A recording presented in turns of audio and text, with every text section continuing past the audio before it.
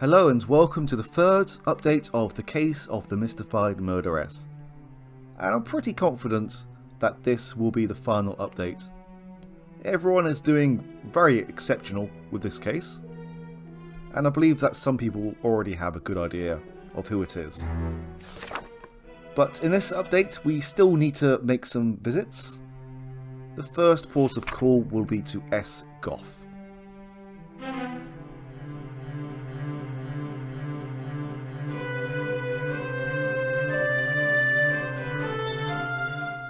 Do you remember a woman who came in recently and purchased a Derringer? Oh, matter of fact, I do, sir. We don't get women in here very often, especially not alone. And I particularly remember that one because she was so pretty and, she looked like she really knew how to have a good time, if you'll pardon the expression. Do you remember her name? I should say I do. She repeated it twice whilst I was filling out the order form. Seems like it was very important to her that I get her name right. Let me see, it was, Francis, no, Les, well, it was Francis something or other, sir.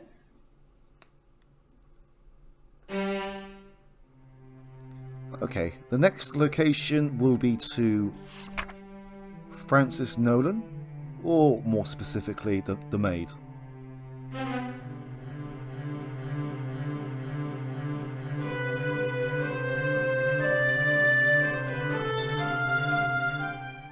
Tell us, who was at home on the evening of the 1st? Well, just Miss Frances, sir.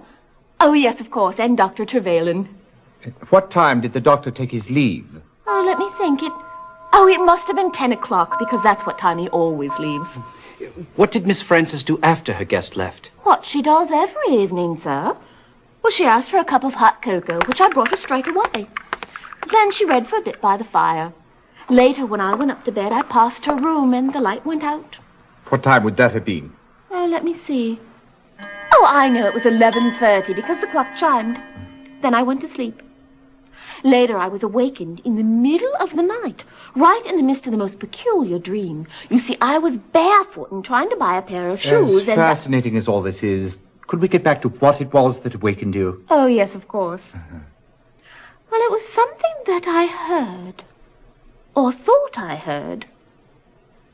I listened for a bit, but that was the end of it, so I went to sleep again. Later, I awoke at 7:30.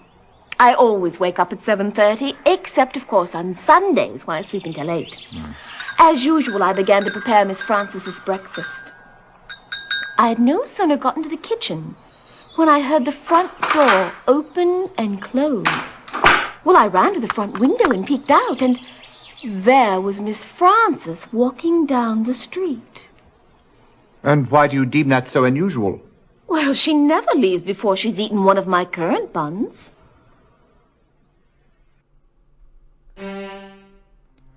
Okay. We're now going to visit the Hallidays private hotel.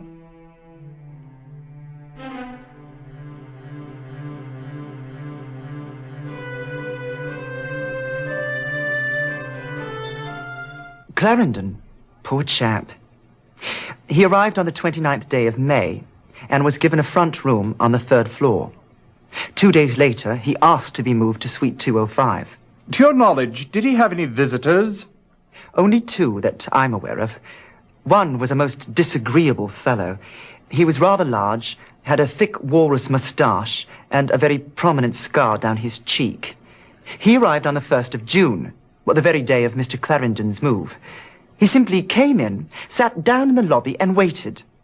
20 minutes or so later, Mr. Clarendon came down from his room. The big man yanked him aside. I was about to send for a bobby when Mr. Clarendon signed me that all was well. After a few minutes, they left together.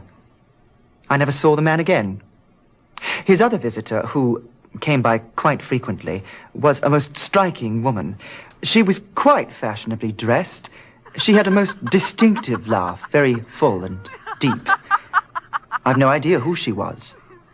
Please, tell us about the morning of July 2nd. It was about 9 o'clock when a woman entered. She was rather plain-looking, and I wouldn't have noticed her, except for the fact that she came in the front door, looking neither left nor right, and proceeded directly up the staircase. It couldn't have been more than 30 seconds later when I heard a bang, followed by a woman's scream. I dashed upstairs to the second floor. The door to room 205 was open. Inside, I found the body of Mr. Clarendon and the woman who'd just come up. She was lying in a swoon in the center of the room with a pistol in her hand. I revived her with some whiskey. When she came to, she was totally disoriented. She had no idea where she was or what she'd done. When she saw Clarendon's body, she let out a shriek and dropped the pistol. I summoned the police. Tell me, at what hour are the hotel's front doors locked? Oh, 10 o'clock, sir. Anyone who arrives after that has to be let in by the night staff. Of course, Mr. Clarendon was never one of those. He was always in his room before 10. May we see his room?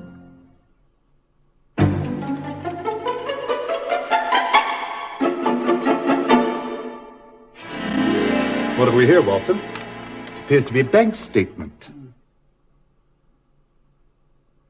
Well, look here, Holmes. It appears that the maid missed a spot in her sweeping. Good thing she did, Watson. You're staring at evidence.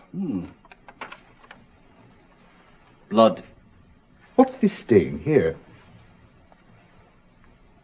Smells like a fine sherry. Looks like someone's been celebrating. The question is, was it with the body or over it? Nothing much here. Couple of shirts and 3 pair of shoes. But what you failed to notice, my dear Watson, is that one of the pairs of shoes is canvas and has been dyed black. Interesting. A sweater and trousers. An ensemble in black. Not much of a view. All I can see is a brick wall of the building across the alley. Ivy vines binding up a trellis. Indeed. And we will be paying a visit to our friend Porky.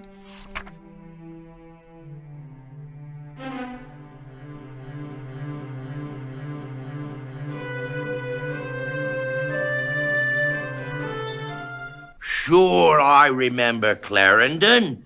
He and his lady friend used to stop in here from time to time, usually on their way to Kilgore's gaming parlor or coming back from it. Rumor has it, Clarendon was into Kilgore for a sizable sum. Do you happen to know how much? £7,000 was the figure I heard. Got to the point Kilgore wouldn't allow him in the door. Clarendon made a big fuss till Gus Bullock stepped in. Clarendon backed down pretty quick. Don't blame him none. Nobody in their right mind would want to mess with the likes of Gus. Do you think Bullock was involved in the murder? Nothing you could tell me about that bloke would surprise me. Anyways, Kilgore makes it clear to Clarendon that he wants his money. Then, a month or so later, Clarendon comes in all smiles, and he and Kilgore getting on like chums. Figure Clarendon must have paid him back.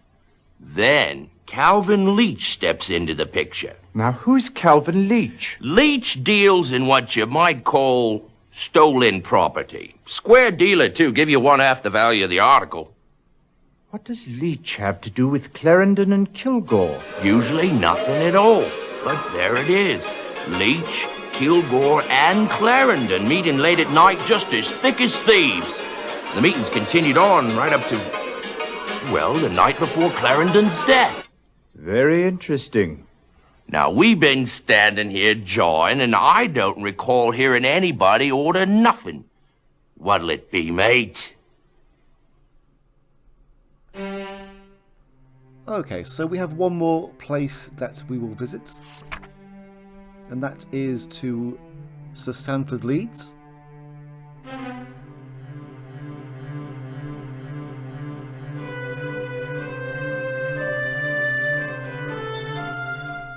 The tiara was a terribly valuable piece of jewelry, and it meant so much to my wife. She has been under a doctor's care since the theft.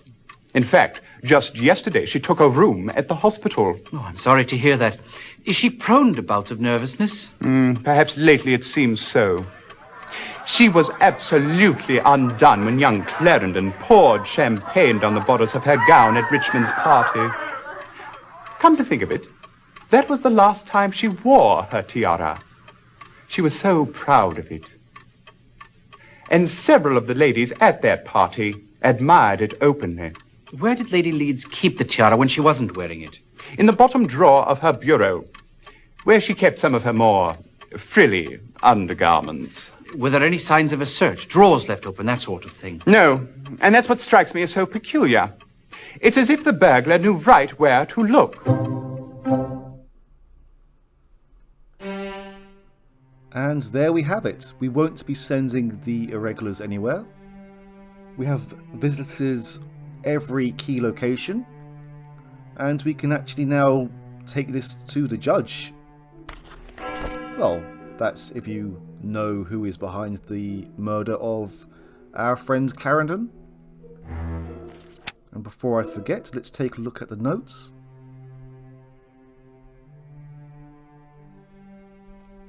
I mean, we have learnt of some more leads, but I believe we have confirmed some people's suspicions.